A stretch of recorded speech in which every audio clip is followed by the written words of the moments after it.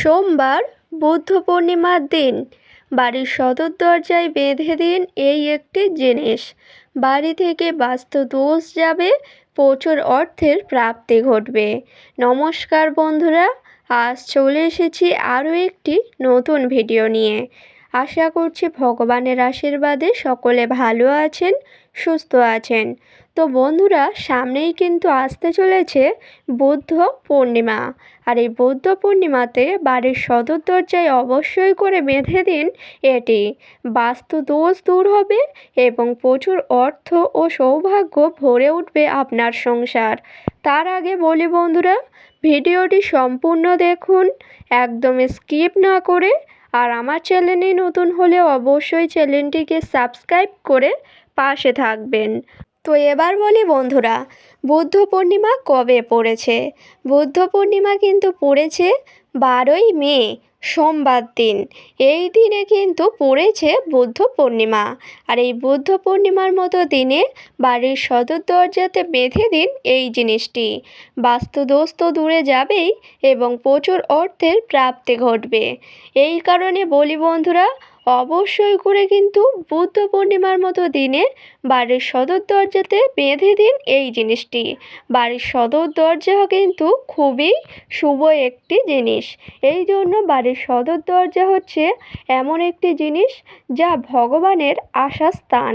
এই জন্য বাড়ির সদর দরজাতে যদি এই জিনিসটি বেঁধে দিতে পারেন, তাহলে কিন্তু আপনাদের ঘর বাড়িতে কোনো খারাপ শক্তি আসতেই পারবে না। এই কারণে অবশ্যই করে বুদ্ধ পূর্ণিমার দিনে বাড়ির সদর দরজাতে বেঁধে দেবেন এই জিনিসটি। বাস্তু দোষ, নেতিবাচক শক্তি একেবারে দূর হবে এবং বাড়িতে আসবে প্রচুর অর্থ ও সৌভাগ্য। তো সর্বপ্রথম বলি বন্ধুরা, বুদ্ধ পূর্ণিমার দিনে যদি বাড়ির সদর দরজাতে বেঁধে দিতে চান এই জিনিসটি, তাহলে কিন্তু আপনাদের কিছু নিয়ম বিধিও মানতে হবে। সেগুলি করার পরেই কিন্তু আপনারা চাইলে এই কাজটি তারপরেই করতে পারেন। একদমই ঠিকই শুনেছেন, কিছু নিয়ম বিধি কিন্তু সংসারের জন্য খুবই মঙ্গলময়। এই জন্য অবশ্যই করে সবসময় কিছু নিয়ম বিধি মেনে চলবেন এবং তারপরেই যে কোনো শুভ কাজ করবেন। দেখবেন কাজটি কিন্তু অত্যন্ত শুভ হবে এবং অত্যন্ত ভালো হবে। তো প্রথমেই বলি বন্ধুরা, অবশ্যই করে কিন্তু বুদ্ধ পূর্ণিমার দিনে যদি বাড়ির সদর দরজাতে বেঁধে দিতে চান এই জিনিসটি, তাহলে কিন্তু কিছু নিয়ম এবং বিধি মানবেন। যেমন আপনারা অবশ্যই করে কিন্তু সূর্যোদয়ের সাথে সাথে ঘুম থেকে উঠে যাবেন। তার কারণ হচ্ছে সকালে সূর্যোদয় হওয়ার সাথে সাথে ঘুম থেকে উঠে যাওয়া খুবই ভালো। তার কারণ হচ্ছে সূর্যোদয়ের সাথে সাথে সকালে ঘুম থেকে ওঠা মানে শরীর স্বাস্থ্য ভালো থাকে এবং সংসারের জন্য খুবই মঙ্গলময়। এই কারণে আপনারা অবশ্যই করে প্রতিদিন চেষ্টা করবেন সূর্যোদয়ের সাথে সাথে ঘুম থেকে উঠে যাওয়ার। তারপরেই কিন্তু বাসি বিছানায় বসে সকল দেব দেবীকে প্রণাম করে নেবেন। যখনই প্রণাম করা হয়ে যাবে, অবশ্যই করে কিন্তু সকল বাসি কাজ কর্ম সকালের পরিষ্কার পরিচ্ছন্ন করে নেবেন।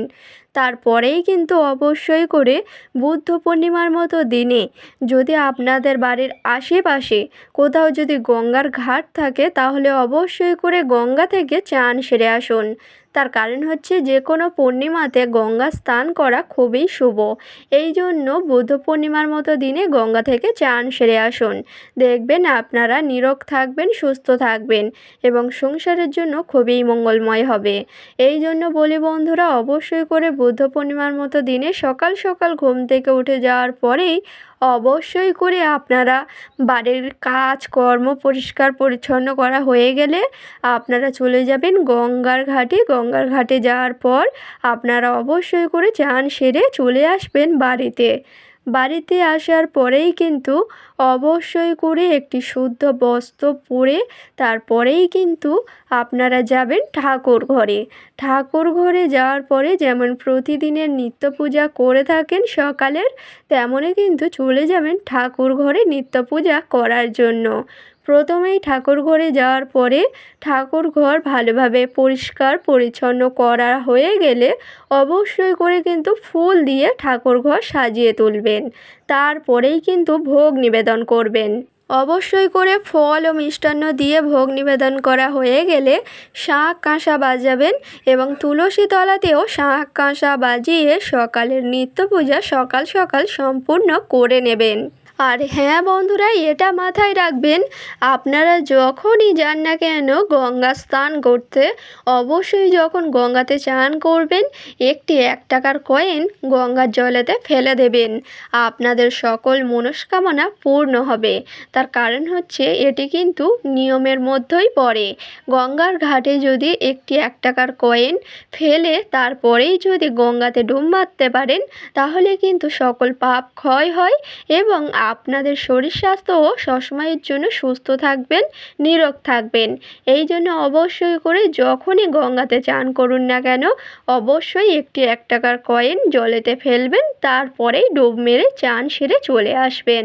তারপরেই বলি বন্ধুরা, আপনাদের যখন বুদ্ধ পূর্ণিমার দিনে সকাল সকাল ঘুম থেকে উঠে যাওয়ার পরে সকল কাজকর্ম পরিষ্কার পরিচ্ছন্ন করার পরে নিত্য পূজা সম্পন্ন হয়ে গেলে তারপরেই কিন্তু এই কাজটি আপনাদেরকে করতে হবে। আর সেটি হচ্ছে বাড়ির সদর দরজাতে বেঁধে দিতে হবে এই জিনিসটি। আপনারা যখন ঠাকুর ঘরে যাবেন নিত্য পূজা করার জন্য অবশ্যই করে কিন্তু ঠাকুর ঘরে বসেই এই কাজটি আপনাদেরকে করতে হবে। আর সেটি হচ্ছে বন্ধুরা, আপনাদের যখন পূজা সম্পূর্ণ হয়ে যাবে অবশ্যই করে ঠাকুর ঘরে বসে আপনারা এই কাজটি করবেন। সর্বপ্রথম নিয়ে নেবেন কিছু সামগ্রী। হ্যাঁ বন্ধুরা, ঠিকই শুনেছেন, এই সামগ্রীগুলিই লাগবে কিন্তু এই বিশেষ কাজটি করার জন্য। সর্বপ্রথম আপনারা নিয়ে নেবেন একটি 1 টাকার কয়েন। ঠিকই শুনেছেন, একটি 1 টাকার কয়েন নিয়ে নেবেন এবং নিয়ে নেবেন একটু হলুদের টুকরো, কাঁচা হলুদের টুকরো এবং একটি 1 টাকার কয়েন এবং 3টি ফুল সমেত লবঙ্গ। ঠিকই শুনেছেন, এই 3টি সামগ্রী আপনারা অবশ্যই করে একটি লাল শ্যালো পরিষ্কার পরিচ্ছন্ন কাপড় নেবেন এবং এই 3টি সামগ্রী একত্রে সেই লাল শ্যালো কাপড়ের মধ্যে রাখবেন। রাখার পরে ভালোভাবে পুঁটুলি করে নেবেন। অবশ্যই করে কিন্তু সেই লাল শ্যালো কাপড়ের মধ্যে রাখতে হবে একটি 1 টাকার কয়েন, 3টি লবঙ্গ এবং আপনারা তারপরেই রাখবেন কিন্তু কাঁচা হলুদের টুকরো। এই 3টি সামগ্রী একটি লাল শ্যালো কাপড়ের মধ্যে রেখে ভালোভাবে পুঁটুলি করে নেবেন। যখনই পুঁটুলি করা হয়ে যাবে অবশ্যই করে কিন্তু সেই পুঁটুলিটা হাতে নিয়ে ঠাকুরের চরণেতে প্রণাম করে নেবেন।